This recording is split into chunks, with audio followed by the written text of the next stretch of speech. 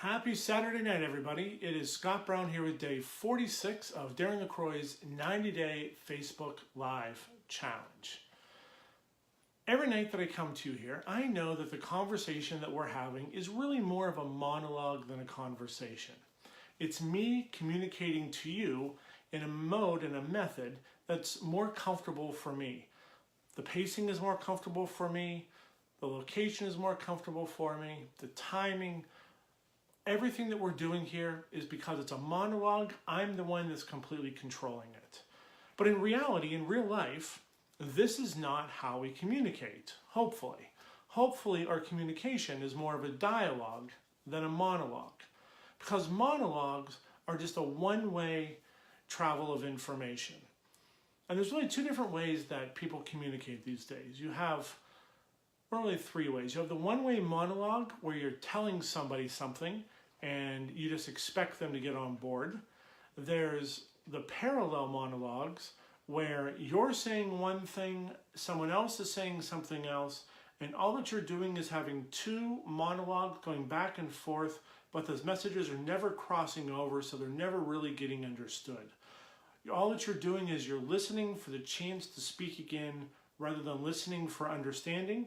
You've already made up your mind to what you're going to say, and you're just going to say that thing next.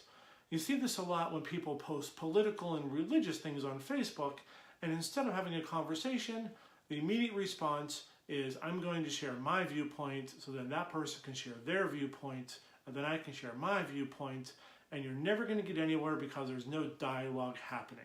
Well, unfortunately, that same sort of conversation happens all too often in the real world. We don't have enough dialogues that are framed in a way that every party of that dialogue is being met in the place where they know that they're getting the most out of the conversation and out of that communication. So let me ask you, when you are communicating with somebody, are you expecting them to meet you and communicate to you in the mode that's most comfortable to you as a leader, as a manager, as a supervisor, as an individual? Or are you acquiescing to them and are you constantly trying to meet somebody else in the place that's most comfortable to them, to how they want to receive information, the pace they want to receive information, the depth of knowledge that they want to get? Are you acquiescing to other people? Or are you trying to find a middle ground where both of you can find a way to be able to communicate in a way that's meaningful to both of you? No two people are alike, but all too often we think that how we communicate to somebody, because it's our preference, has to necessarily be their preference. And when you do that, all that's happening is you're shutting down the possibility of learning a little bit more about that individual and helping that other person become a little bit more in tune with who you are. Everybody wants to receive information at a different pace. They want to receive information with a different set of detail. They want to receive information in a way that allows them to process things. And it's not just personality that somebody is receiving that. There are social norms at play, there are cultural norms at play, there are situational norms at play. If there's something that's a big decision that has to be made, you probably want a few more details than if you and your spouse are just talking about going to dinner. How and what is being communicated, where it's being communicated, why it's being communicated, all of those things influence how that message is going to be received. It's all part of the noise process that can distort the message from one person to another. And you don't think that something is ever distorted? Have you and your spouse ever had a fight or an argument or a disagreement because one of you said one thing and the other person heard something completely different? They heard the words the same, but they didn't hear what you were actually saying.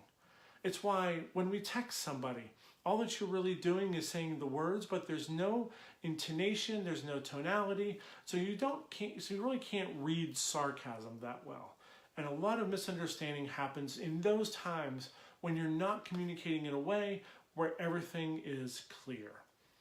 So the next time that you need to communicate with somebody, whether it be a boss, a supervisor, a peer, a coworker, a friend, a family member, anybody, make sure that you're communicating in a way that both of you can prosper, that it works for both of you. It's never going to be completely comfortable for you, and it's probably never going to be completely comfortable for them. But if you really care about the growth and you really care about the relationship, you'll find a way to communicate in a way that matters and makes sense to both of you, so you can both get the most out of the conversation you can possibly get. If you don't think it's important, try talking to a teenager. Every day I hear those conversations, and every day I hear how they go awry. And it's those parallel monologues where everybody wants to be understood, but nobody wants to pay attention to how you're communicating. So remember the how. It's not just why you communicate and what you communicate, but how you communicate also that matters. And remember, this is also not always about you. The end result of every communication is you want to share some knowledge between people, and the better that you can form that communication in a way that's going to be inclusive so that both of you get what you need, the more prosperous, the more developed that relationship's going to be. So until tomorrow, my friends, this is just a monologue. I hope you all have a wonderful night.